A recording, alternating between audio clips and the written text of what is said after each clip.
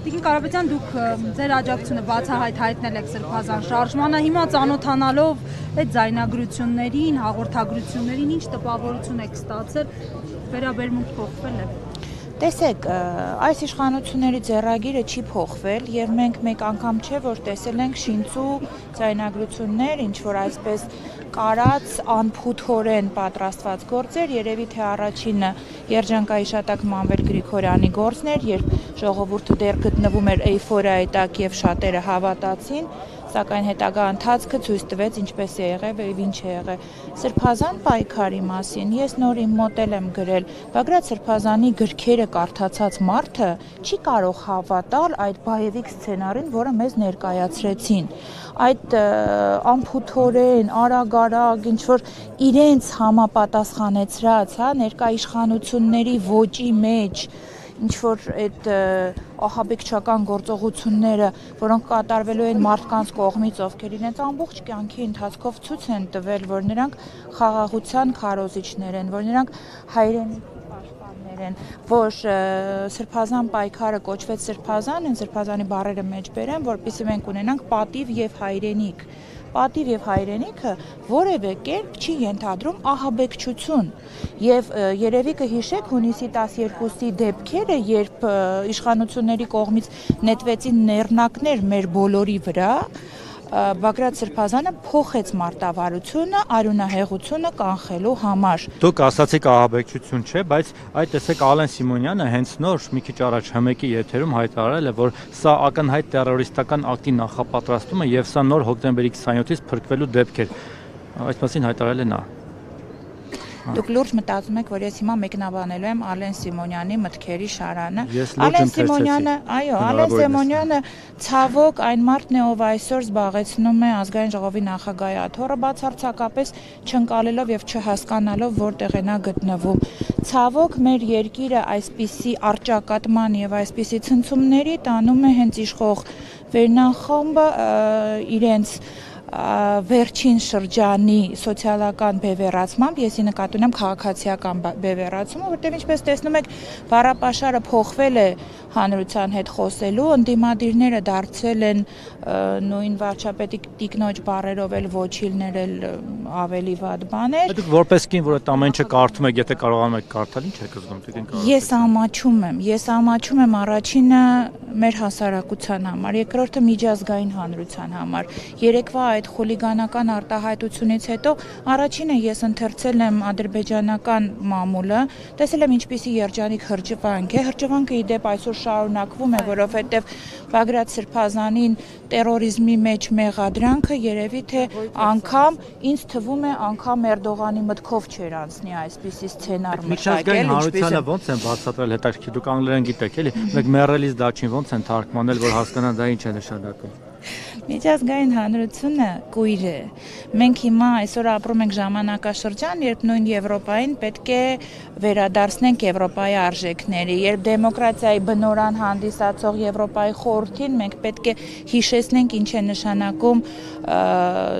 դեմոկրատիան եւ ինչ է նշանակում այսպիսի սուր իրավիճակում երկակի ստանդարտների ցցուն օրինակի մեջ ապրելը։ Ինչու են այդ ցցուն օրինակները, որովհետեւ հիշում ենք ԵՄ դեսպանը նախկին իշխանությունների ժամանակ նույնիսկ դատավարական պրոցեսների էր մասնակցում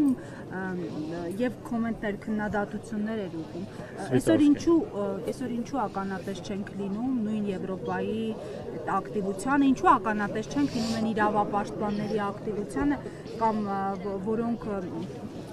պարկում էին, կանգնում էին, չգիտեմ ինչեր էին ամ չնայած այսօր Վարդգես Գասպարին եկել էր եւ ընդդեմ Բագրատ Սրբազանի էր խոսում, ընդդեմ Բագրատ Սրբազանի գրառում։ Ինքը առաջի դեպքը չի, որ նա գալիս է ակցիաների եւ ընդդեմ այդ ակցիայի արտահայտություններ անում։ Տեսեք, եթե կհիշեք, ես Եվրոպայի խորհրդում աշխատել եմ բավականին երկար ժամանակ, եղել եմ իշխանական ներկայացուցիչ եւ իմ վրա եմ կրել ցանկացած մեր երկրում ակտիվիստի հանդեպ թեթևակի բացասական վերաբերմունքին։ Եթե հանկարծ ինչ-որ մեկի մազը ծռվում էր, անգամ եթե քամին էր այդ մազը ծռում,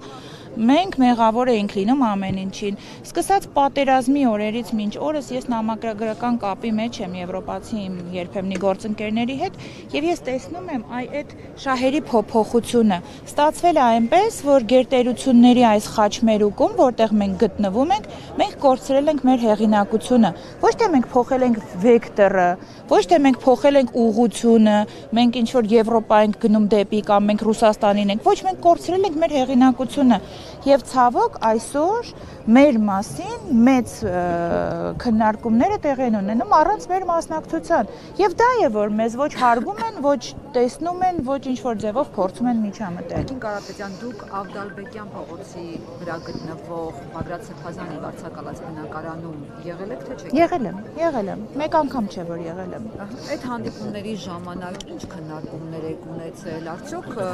ձեզ էլ կարող են հետագայում դիտարկել որպես պոտենցիալ ահաբեկչական խմբի անդամ։ Տեսեք, Խիփսիմնե ջան, ես ոչինչ չեմ բացառում, բայց ես կարող եմ մի բան հստակ նշել, որ բոլոր հանդիպումների ժամանակ, որոնք եղել են թե անձնական, թե խմբակային, բոլոր հանդիպումների ժամանակ ես որևէ տառ անգամ չեմ լսել բռնության կոչերի կամ ուժով ինչ-որ գործողությունների գնալու։ Ես չի ասել գյուլելու մասին։